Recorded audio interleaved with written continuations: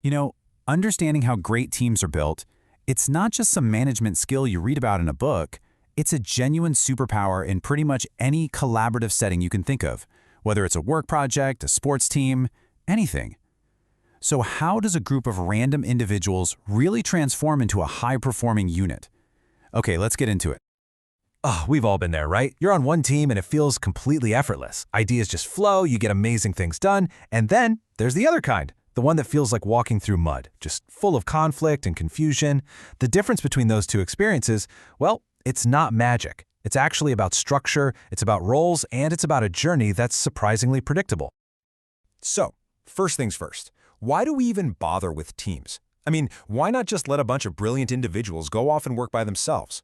Well, the answer is actually pretty fundamental to how we get big things done. It really boils down to one word: synergy. A group of people, all united by the same purpose, can tackle way more complex problems and come up with more creative solutions than any single person ever could.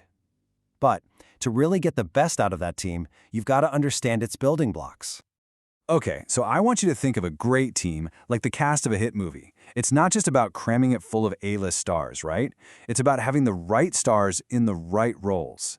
A researcher named Meredith Belbin figured out these key roles that successful teams need, and we can basically group them into three main categories. First up, you've got your action-oriented roles. These are the drivers, the engine room of the team. They are the people who are just fundamentally wired to make progress and turn ideas into reality. Without them, even the best ideas in the world, well, they just stay ideas. The shaper, this person is pure energy. They're dynamic, they thrive under pressure, and they are not afraid to challenge the team to be better or to push the boundaries. You can think of them as the team's engine, always keeping things moving forward, always asking, why not? Now, you have all this energy from the shaper, right? Well, the implementer is the one who takes that raw energy and turns it into a practical, disciplined plan. They provide that crucial how. They're the architects of action, really, turning a bold vision into a concrete blueprint we can actually follow. And to round out this action crew, you have the completer.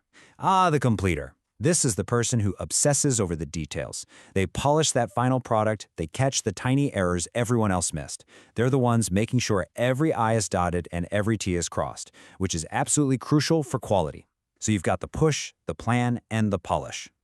But here's the thing, a team isn't a machine, it's a group of human beings. And that engine room we just built, it needs fuel. These next roles are all about communication and collaboration, basically keeping the social fabric of the team strong and healthy. First up is the coordinator. This person is a natural facilitator. They're amazing at seeing the big picture, spotting talent in others, and delegating effectively. Think of them less as the boss and more like the conductor of an orchestra, making sure everyone is playing their part beautifully. Then you have the resource investigator. This person is your team's ambassador to the outside world. They're enthusiastic, they're fantastic at making connections, and they're always bringing in new ideas, fresh information, and resources from outside the group. They're the ones who keep the team from getting siloed. So while the resource investigators looks outward, the team worker looks inward. They are the absolute glue that holds everyone together. They're perceptive, diplomatic, and they focus on making sure the team is cohesive. So when tensions start to rise, and they always do, the team worker is the one who steps in to listen and smooth things over. Okay, so action and people skills are vital, but where do the big ideas even come from? What's our strategy? That is where these final roles come into play. They provide the intellectual horsepower and the strategic direction for the whole team. Here we have the plan. This is your team's creative genius, the innovator. They're creative, imaginative, and they tackle tough problems in really unconventional ways. They provide those seeds of originality, those big what-if questions that can grow into major breakthroughs. So, while the planter is throwing out all these amazing ideas, the monitor evaluator provides let's call it the sober second thought. They are strategic and discerning. They're the ones who come in and ask the tough questions like, yeah, but will it actually work? They weigh the pros and cons with this impartial logic, which is essential to keep the team from chasing a bad idea. That balance is just everything. All right, so we have our cast of characters. We know the players, but what's the story they all go through? Well, it turns out most teams follow this surprisingly predictable 5-act structure. It's a life cycle that explains so much about why some teams succeed and others, well, others fail. So let's see how this whole story unfolds. Every single team starts with forming. This is kind of the honeymoon period, right? Everyone's polite, maybe a little anxious, and they're all looking to the leader for guidance. Think of it like the first day of school. Then comes storming. And, the politeness starts to fade, reality sets in, people push back, roles get challenged, and conflict starts to bubble up. This is the make-or-break stage. If you get through it, you enter norming. This is where conflicts get resolved, trust starts to build, and a real sense of team identity forms. People actually start helping each other out. And that leads to the goal, performing. The team is finally firing on all cylinders. They're autonomous, they're solving problems, they're hitting their goals. And lastly, there's a stage we often forget, mourning. The project ends, the team disbands, and that can bring a real sense of loss.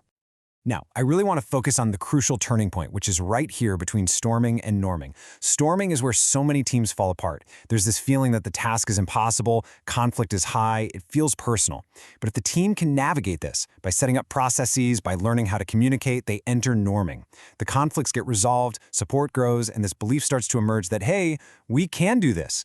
Getting through that transition, honestly, that's the whole ballgame. Okay, so we've got the players and we've got the story. The real magic, the real practical takeaway here is when you connect those two things, understanding which roles are most needed at which stage of the story. That can help you guide your team through its journey.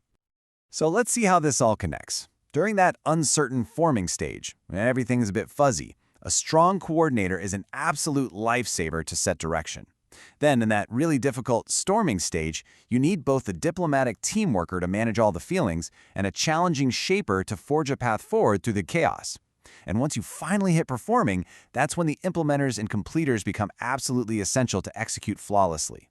You can see how each role really has its moment to shine. So here's the big takeaway. By understanding this life cycle and these roles, you're no longer just a passenger on your team, you can become the navigator. So think about a team you're on right now. Where are you on this journey? And more importantly, what role does that team need you to play right now to help it get to the next stage?